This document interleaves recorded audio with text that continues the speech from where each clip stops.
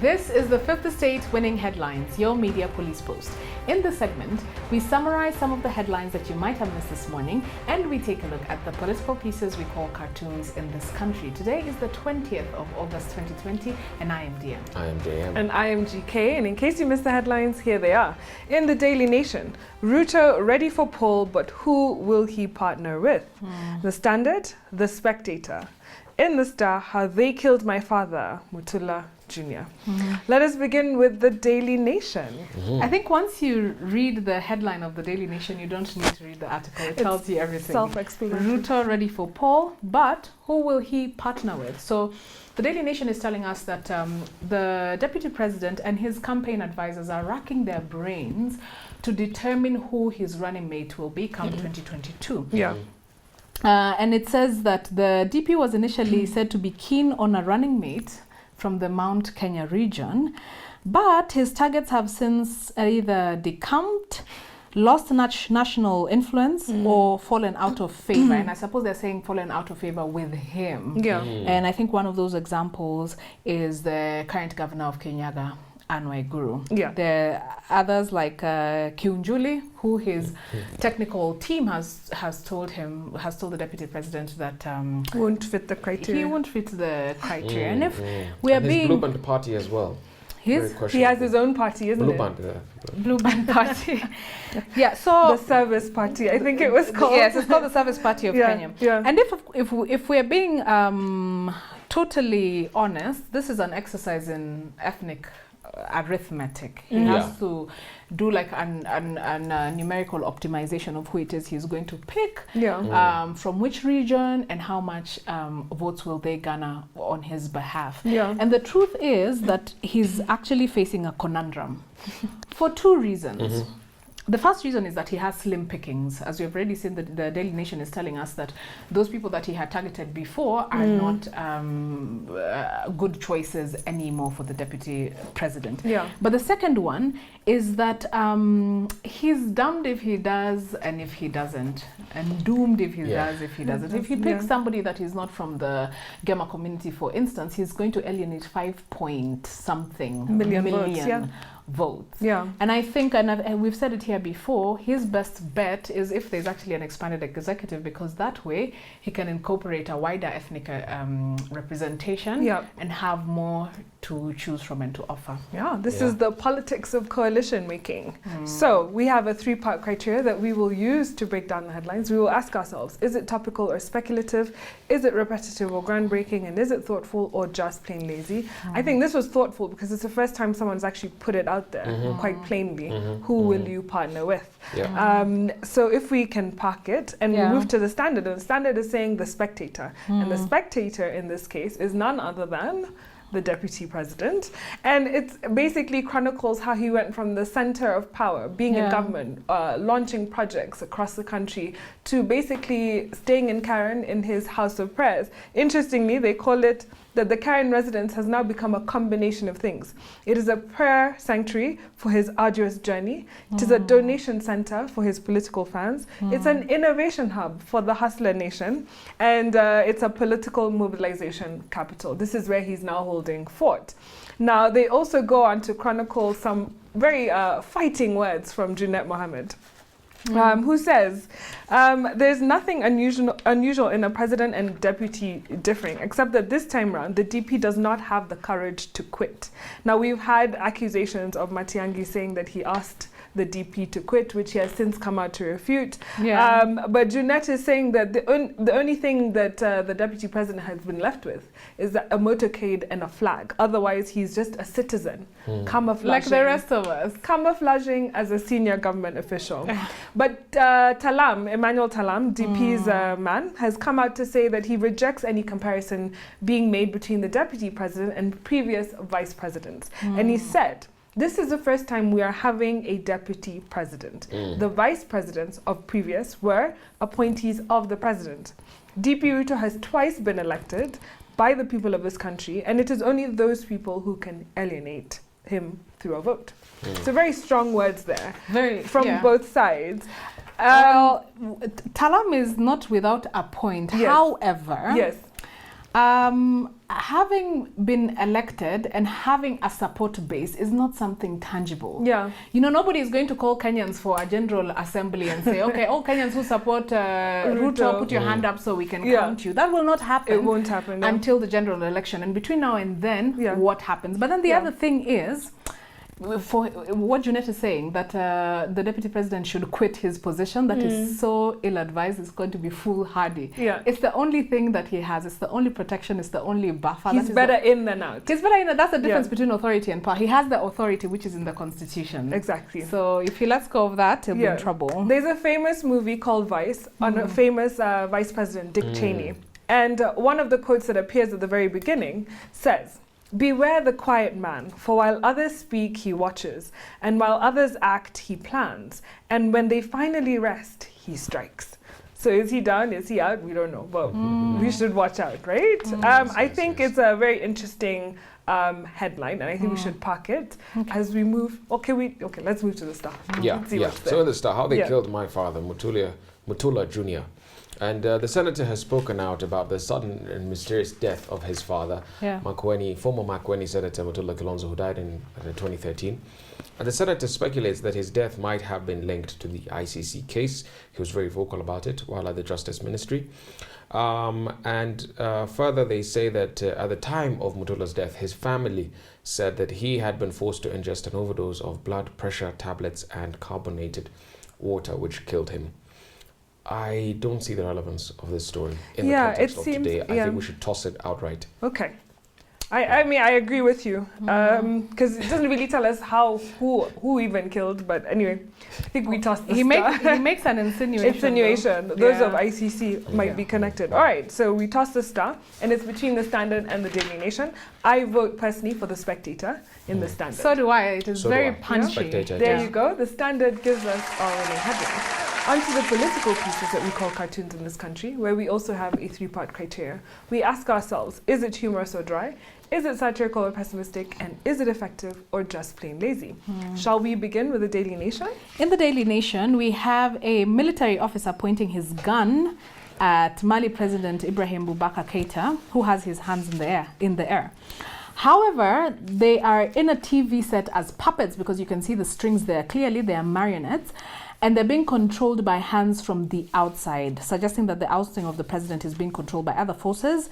And the president's resignation was not, he didn't do it willingly, but it was controlled. And of course, this is earlier this week, the Malian army marched to the capital, Bamako, to remove the president from office at gunpoint, and he was forced to resign.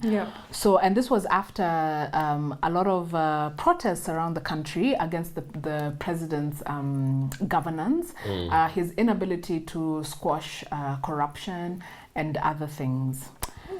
What I would say about this, I don't know to what extent it is outside forces, because when I see outside forces in an African cartoon, it means it's pointing to the West, right?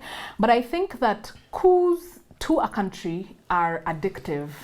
Coups are the drugs of a country. Once you have a coup in a country, it is quite probable that you will have them in perpetuity until there is a seminal change somehow. In this particular case, the former president Amadou was ousted in a coup. This is just in 2012, barely 8 years ago, 7 years ago. And then the government became heavily militarized, and then there was a civilian election shortly after in 2013, which not Abubakar, but he's called IBK, Boubacar Keita, which he won. And right now, the military is also promising a civilian election coming up shortly. So it's a cycle. It's history repeating itself. So this will happen in another 7 years. Can we do the Star, which I think is closely related as well? Yes, and so here we have a cartoon following the footsteps of African coup precedents. So today's cartoon depicts a Mali soldier's boot with Mali's president Ibrahim Boubacar Keita strapped around its sole, about to be crushed.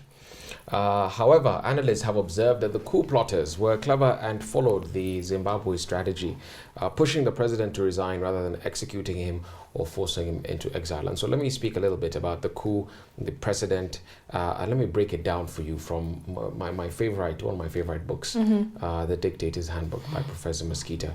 And he says, that this looks like a Guardian coup. And it's similar to the coups that happened in Zimbabwe in 2017, in Sudan and Algeria in 2019. And a Guardian coup seizes power from the incumbent on the pretext that it needs to restore public order and forestall the further deterioration of social order in the country. But the priority of the military is not to restore order per se, it is to accumulate power. Which is, I think, what you're speaking about, DM, to a certain extent. And so the coup happens because the incumbent is perceived as weak, or he is no longer useful to the military elite. And finally, history tells us that coup d'etats are fundamentally an elite phenomenon rather than the product of popular will, such as a revolution. For example, a revolution is a product of a popular will.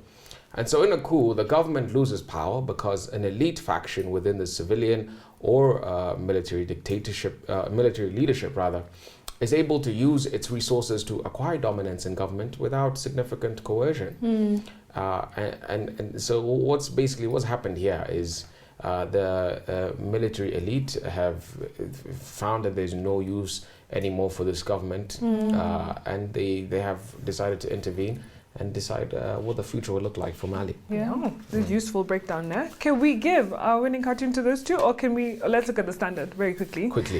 We have the MPigs in protective gear with suitcases full of money, and the caption there is, "The PPE project worked fabulously. Imagine what we can achieve with a vaccine." And I think this is coming off corona millionaires and people who have sort of profited from selling stuff during the pandemic. And the vaccine is coming up, so, the price of that is likely to be a cause for contention. However, this is so negative. It's so very pessimist. The fat cats, however, look kind of cute today. They look like they're wearing those overall. That's the last thing I expected you to say. Overall pajamas that our babies usually wear. Overalls, onesies during the nighttime. But you're right, GK. This is the kind of cartoon that sows anxiety, and in the middle of a pandemic, that's the last thing we need. Let's give it to the two Mali cartoons, Daily Nation. I think so too. Absolutely, they have depth. very top. There you have it, our winning cartoons. And now for our final thought, but before we get there, please remember to subscribe to our YouTube channel. And now our final thought. So this week we've been looking at the extremely fascinating topic of secret societies and their intrigues. Yesterday we were right here at home talking about the Mungiki sect. And today we're going to Europe and we're going to look at the very famous Knights Templar, and you'll hear why shortly. So let me begin with the formation of this order. After Christian forces conquered Jerusalem in the year 1099, Europeans began making pilgrimages to the Holy Land in droves and in massive numbers. And of course, they were doing this because those lands were predominantly ruled by Muslim kings. And now they had been captured, so Christians could go there and pay homage to the history of their religion. So on the way there to make pilgrimages, they were often attacked by bandits who would steal money from them. So to protect travelers and help defend the new Christian states in the Middle East, a small group of fighters was formed, and it was called the Poor Knights of the Temple of King Solomon, but otherwise and more popularly known as the Knights Templar. So over the next 2 centuries, the order became a powerful political and economic force across the whole European continent, and made history in such a dramatic fashion that some people are still trying to emulate them until today. And one of which is the what are they called? I forget, it will come to me. But then also you see them in books, you see them in films. The Da Vinci Code. The Da Vinci Code and whatnot. So in the earlier Freemasons, I've remembered they're called the Freemasons. So in the earlier part of the Middle Ages, knights were seen as thugs, but the Knights Templar came in and changed all this. Why? Because their fundamental values were as Christian monks.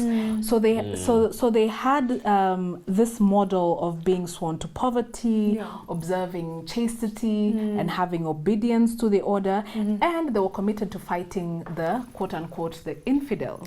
And I think when it comes to warriors or armies or anything that involves war, nothing is more powerful than being driven by religion, because you have this conviction and this self-righteous drive that just keeps you fighting passionately, and that's what they had and made them very powerful. But the other thing that made them extremely powerful was discipline. So they lived by this code of conduct called the rule of the Templars, which governed their everyday behavior, saying what they could eat, what they could not eat. They could not kiss women, including their mothers. So they had this discipline, but that obviously centuries later are still a fundamental part of militaries across the world, and that's why militaries are called disciplined forces.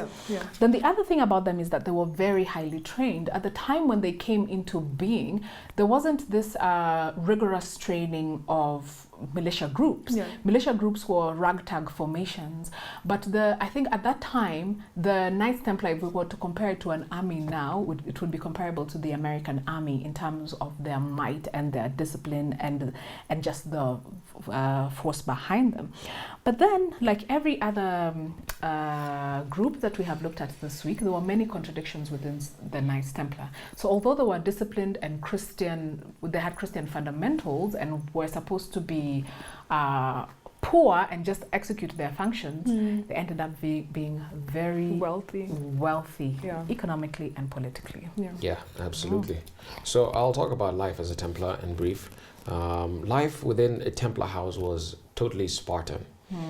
The entire lifestyle was supposed to be Spartan, meaning a life characterized with austerity, without luxury. Robes, for example, would be without finery and without a show of pride. So the robes that they wore had to be very basic. They were made of linen with very basic patterns. Fur was forbidden. Meals were communal and had to be eaten in near silence while a reading was given from the Bible. It reminds me very much of the Opus Dei today. This is also how they partake of their meals. Is it? Yes. I lived with Opus Dei for a short while in Ireland, and it was very fascinating seeing how these people live. Equal rations of food and wine were given to each brother, and leftovers would be distributed to the poor. Meat was to be served 3 times a week, Tuesdays, Thursdays, and Saturdays. The Templars and women. The Templars were expected to live in pious self-denial. They were not permitted to keep the company of women, which the rule of the Templars recorded as the knighthood of Christ should avoid at all costs the embraces of women, by which men have perished many times. Wow. And they went on a bit further. To anticipate one natural consequence of this insistence on chastity, a further provision was made in the rule book for knights who found themselves sharing a room in taverns while on Templar business, because they knew maybe they would fall into temptation. And the rule said, if possible, the house where they sleep and take lodging should be not without light and night. Not without light at night, so that shadowy enemies may not lead them into wickedness, which God forbids them. And the shadowy enemies are women. So the light is what is going to stop. The fiercest army the world had ever seen. In fear of women. In fear of women, precisely. They Fantastic. were also not allowed to go hunting. That was deemed a luxury, which the knights before the Knights Templar Order used to do. And then finally, the order was to be ruled over by the master, advised by a council of those brothers whom the master knows will give wise and beneficial advice. And we're told that obedience to the master's commands was absolutely essential. And once he gave the orders, they were to be carried out as though Christ himself had commanded it. I will ask you to, if you get a chance, check out Nightfall on Netflix. It's a show that recounts the successes, the fall, the persecution, the suppression of the Knights Templar. set in the 14th century, it gives you a good visual picture. Yeah, and interestingly, their rise and fall has something to do with their wealth. So in the beginning, they didn't start off as being very wealthy, but the Knights Templar has been compared to what we would call a financial services group. Hear me out. So the initial purpose is the Knights Templar to guard these pilgrims as they go to Jerusalem. However, once you get to Jerusalem, you need money. But on the way there, you're sort of prone to being robbed and just losing your money or things like that. So what they would offer pilgrims were letters of credit. So you would go to you would deposit your cash at the Temple Church in London, and then they would give you a letter of credit, and you would go and redeem it on the other side in Jerusalem. Like a bank. Yeah, so they were sort of economic trailblazers of the 12th and 13th centuries. And so how they become an economic force is that they start to own large amounts of land, especially in big cities, which they would rent out to people, and they would charter sort of these worldwide ports so that ships could dock into those cities, and they would make money from this. And on the banking side of things, the Templars sort of would operate a system of deposits. So for instance, King John of England deposited his crown jewels with the Templars in London when he was in trouble before the Magna Carta. And they were providing sort of these financial services even to the King of France, his mother, his brothers, and they were collecting money on behalf of the Pope. And the reason they were able to do this is because they had properties all over Europe, and they were tax exempt. So they were able to go and operate in each of these jurisdictions at very low cost that other people couldn't. The other interesting thing was they had a sort of form of crowdsourcing or crowdfunding, what we would call crowdfunding now. And this is because everyone from kings would give them money because you wanted to be a part of the Knights Templar, but you also had just normal average people leaving their stuff or writing the Knights Templar into their wills. So you would find that they would get small portions of land, even something as small as a donkey. And when you added these things up, they were massive enough to sort of fund the Knights Templars' military operations around Europe. Now, the interesting thing as well is that everybody wanted to be a part of it. So they had very good, what we would call international branding. They were our modern day sort of Nike with the swoosh or the Apple logo or some other brand that you would recognize. For them, it was a white mantle and the red cross. And so young people who wanted to go to war would join the movement. Those who were too old would donate through money and in kind. And then, or you could choose to run the books, the finances of the houses in each of these areas. So they did a lot, and they were quite widespread. I was very impressed. I didn't know anything about the Knights Templar till today. But very nice, very, very interesting way, very structured, very diversified way. Also. Exactly. It's like, I wonder what you could compare them to in this modern day. It's like they were a private IMF and World Bank combined. Exactly. And they did everything remarkable. from winemaking to agricultural activities, everything. They did it. So yeah, I leave you with that. On a day where we had a winning cartoon, which was a tie between the Daily Nation and the Star, and a winning headline from the Standard, the Spectator, I want to leave you with this. In times of war, as in life, surround yourself with people of value, virtue, and high morals, because it's always better to lose, perish, and vanish in glory than to live in shame. And that's from Robin Sacred Fire. And that's what the Knights Templar did, right? They fought in this with all these values. So I wish you guys a lovely evening. Please subscribe to our YouTube channel. Find us on TV. We're at GoTV, Pan